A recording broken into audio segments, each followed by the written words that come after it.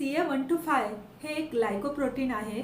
ज्यावेळेस एखाद्या स्त्रीला ओव्हरीचा कॅन्सर किंवा फॅलोपियन ट्यूबचा कॅन्सर होतो त्यावेळेस ह्या कॅन्सरग्रस्त पेशी CA125 ची निर्मिती जास्त प्रमाणात तयार करतात आणि रक्तामध्ये याची मात्रा आपल्याला वाढलेली बघायला मिळते आणि कॅन्सरचं निदान होण्यास फार मदत होते.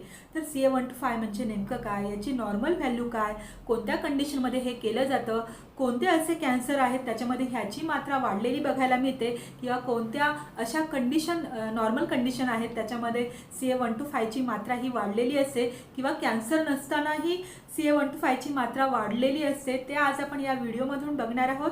नमस्कार, मी डॉक्टर आशा, तुमचे सगळ्यांचं परत एकदा स्वागत आहे. चॅनलवर जर तुम्ही पहिल्यांदाच आला असाल तर सबस्क्राईब करायला विसरू नका. चला तर व्हिडिओला स्टार्ट करूयात. तर CA125 ला कॅन्सर ट्यूमर मार्कर असंही म्हटलं जातं आणि ही तपासणी रक्तामधून केली जाते. तर ह्या तपासणीसाठी तुम्हाला कोणतंही पथ्य पाळावं लागत नाही. रँडमली कधीही तुम्ही रक्ताचं सॅम्पल नमुन्यासाठी देऊ शकता. ना फास्टिंगची गरज असते, काही प्रिपरेशनची गरज असते. तर CA125 हे आपण कोणत्या कंडिशनमध्ये करतो किंवा ॲडवाईज करतो ते बघूयात. ज्या स्त्रीला कॅन्सर असण्याचा धोका असतो, स्पेशली ओव्हरीचा कॅन्सर किंवा फॅलोपियन ट्यूबचा कॅन्सर, तर अशा स्त्रियांना हे CA125 टेस्ट करण्याचा ॲडवाईस गायनेकोलॉजिस्ट देतात. किंवा ज्या स्त्रीला आधी काही ओव्हरीचा कॅन्सर झाला असेल किंवा फॅलोपियन ट्यूबचा कॅन्सर झाला असेल किंवा कोणत्याही प्रकारचा कॅन्सर आधीचा झालेला असेल तरी तिला रिकरन्स झालेला आहे की नाही हे तपासण्यासाठी सुद्धा CA125 टेस्ट ही ॲडवाईस केली जाते. आणखी महत्त्वाचं म्हणजे काही पेशंट जे असतात त्यांना किमोथेरपी चालू असते, तर अशा पेशंटची जी उपचार पद्धती आहे ती योग्य दिशेने चाललेली आहे की नाही, पेशंट किती प्रमाणात रिस्पॉन्ड करतोय किंवा त्याची रिकव्हरी कशा पद्धतीने होत आहे हे बघण्यासाठी सुद्धा मदत होते. तर CA125 टेस्टला कॅन्सर ट्यूमर मार्कर असंही म्हटलं जातं. ही टेस्ट करण्यापूर्वी आपल्याला कोणतंही पथ्य पाळावं लागत नाही, कोणत्याही पद्धतीचं प्रिपरेशन करावं लागत नाही, उपाशी पोटी राहावं लागत नाही. आपण कधीही रँडमली ब्लडचं सॅम्पल देऊ शकतो. रिपोर्ट आपल्याला 2 ते 3 तासामध्ये मिळतो.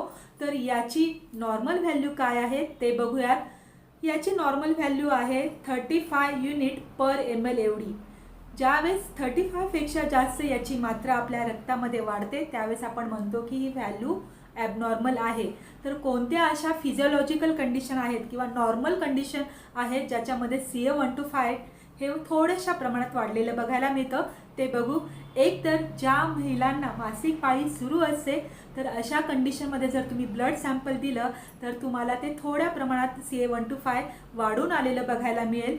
किंवा ओव्युलेशनमध्ये वाढतं किंवा मासिक पाळीचा मध्यकाळ चालू आहे अशा काळामध्ये जरी तुम्ही याची तपासणी केली तरी ती थोडीशी वाढलेली बघायला मिळते. आता ॲबनॉर्मल कंडिशन कोणत्या आहेत किंवा ज्या कंडिशनमध्ये कॅन्सर आहे त्याचं निदान करण्यासाठी CA125 ची मदत होते. तर ते कोणते कॅन्सर आहेत? एक तर आहे आपल्या स्त्रियांमध्ये प्रामुख्याने होणारा कॅन्सर म्हणजे ओव्हरीचा कॅन्सर, फॅलोपियन ट्यूबचा कॅन्सर. दुसरं म्हणजे की लिव्हरचा कॅन्सर, लंगचा कॅन्सर, आतड्यांचा कॅन्सर, पॅन्क्रियाचा कॅन्सर या आजारांचं निदान करण्यासाठी मदत होते. तर अशा कोणत्या कंडिशन आहे जिथे तुम्हाला कॅन्सर नसतानाही CA125 ची मात्रा रक्तामध्ये वाढलेली असते? ते आजार कोणते? एक तर तुम्हाला पेल्विक इन्फ्लेमेटरी डिसीज म्हणजे PID म्हणतो आपण. याच्यामध्ये तुमच्या पेरिटोनियल कॅव्हिटीमध्ये जेवढे ऑर्गन्स आहेत त्यांना जर सूज आलेली असेल, इन्फेक्शन झालेलं असेल किंवा TB सारखं इन्फेक्शन, ट्युबरकुलोसिस इथे झालं असेल तरीही तुमचं CA125 वाढू शकतं. दुसरं म्हणजे लिव्हरला सूज आलेली असेल, कावीळ झालेली असेल, हिपॅटायटिसमध्ये सुद्धा हे वाढतं. तिसरं म्हणजे तुमच्या स्वादुपिंडाला म्हणजेच पॅन्क्रियाला सूज आलेली असेल, पॅन्क्रिटायटिस झालं असेल तरी हे वाढतं. चौथं म्हणजे की काही महिलांना गर्भाशयाच्या अस्तरमध्ये जर व्याधी झाला असेल त्याला आपण एंडोमेट्रोसिस असं म्हणतो. तर या एंडोमेट्रोसिसमध्ये सुद्धा CA125 अतिशय प्रमाणात वाढलेलं बघायला मिळतं. चौथी कंडिशन म्हणजे ॲडिनोमायोसिस.